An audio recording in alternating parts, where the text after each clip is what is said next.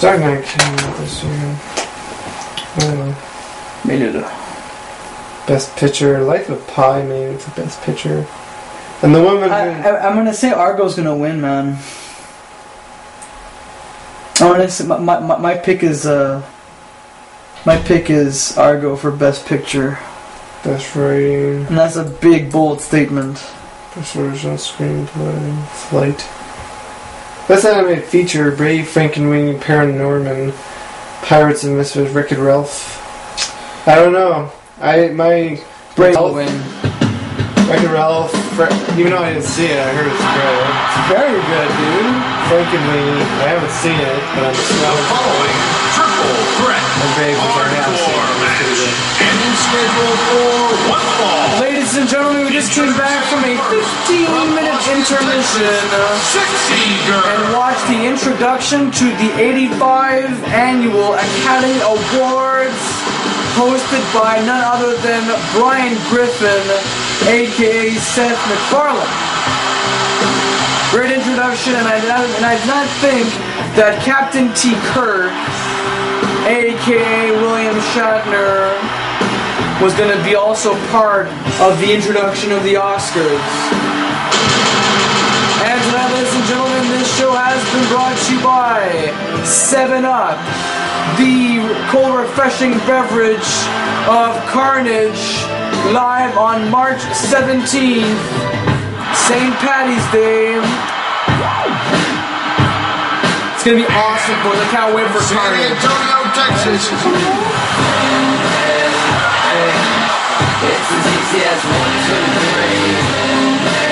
And we still have our big main event tonight, folks. Champion versus champion. Kit Trustworthy, the No Mercy champion, meets the WWE champion, The Rock. I still can't believe The Rock is in the Izzy's, but it is true. It is true, there's no doubt about it.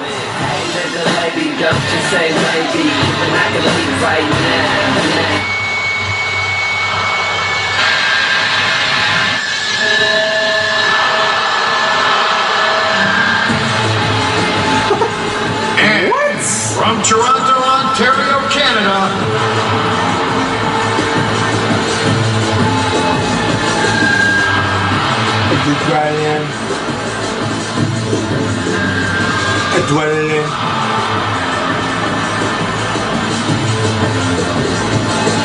The reigning women's champion, Alicia, in this triple threat contest. Originally, we're going to have Melissa Cloutier be a part of it, but she is still under MRI scan for her arm, thanks to Gina Carano. But fasten your seatbelts, it's going to be a bumpy bump. Here we go, the bell sounds. And off the bat, Jersey Jackson, ex-porn star, topples down Alaska, Nebraska, and the women's champion, the ring veteran, Alicia. And we will keep up to date, ladies and gentlemen, on who has won Oscar awards. And by the end of the night, we'll just give you an update, because the Oscars go on to 11:30, and there's just absolutely no way I'll be broadcasting this show by then. After this, we have our main event, where The Rock, I don't even think The Rock's even at the Oscars this year. And if he is, I would be surprised how he's in two places at once. Kind of like Rick Rude back in '99 when he was in a taping or an episode of Raw, and at the same time an episode of Nitro. This is a true story, ladies and germs. Rick Rude was in two places at once, two shows in one night, and they somehow managed to be at the exact same time. I'm not making this up, Captain Obvious. Not making it up at all. I am not for 1 second ever make a lie on that. Congrats to Christian and Chris Jericho earlier ago defeating Paul London and Jr. And Jericho, if I were you, I'd still have eyes growing in the back of my head because Vicious Jeremy is coming for ya after what you did to his show at the very, very end. Christian and Jericho lost against Sting and Vicious Jeremy at Devil's Streak in that tag team warfare. And just before we went on to our big important main event of the night for the Universal Championship, the Ayatollah of Rock and Rolla had to come in and crash the celebration party of the Icon Sting and the Flaming Fist Vicious Jeremy. At least he serves as the Flaming Fist. I'm the best now. And now these three divas are making a huge effort here. Oh, a nice bitch slap. And by nice, I mean the grace of that bitch slap just hurled around the ring. And a nice Sambo suplex. Boy, is Jersey Jackson on fire tonight, and she scores less attribute points than Alaska and Alicia. Oh, butterfingers there on Alicia there. Sleeper hold. Trying to put the champion to sleep. This is a non-title match, folks. Keep in mind. And also in that main event later on, between Kid Trustworthy and Barack, that's also non-title. There's no way that WWE would ever sanction that match to be an actual title match. And neither would FPW, for that matter. This is all for the sake of the Oscars. Only a 1 count. Now Alicia placing Alaska Nebraska comfortably on that table, and it just has to punch to ruin a good table moment.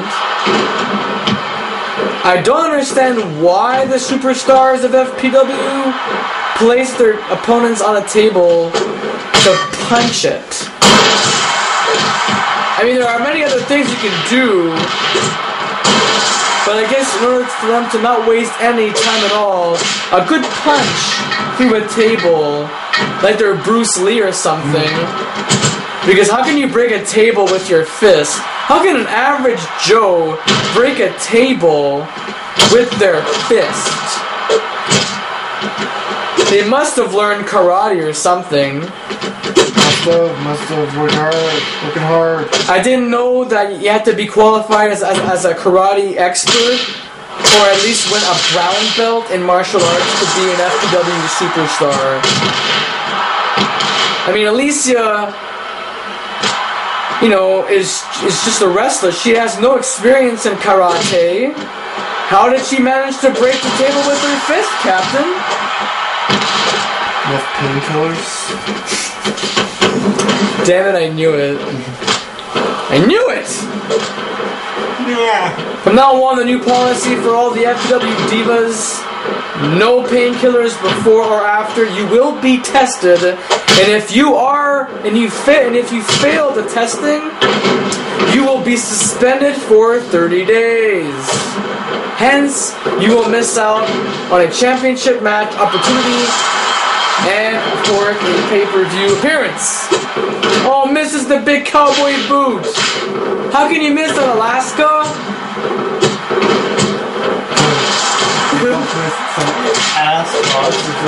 How on earth?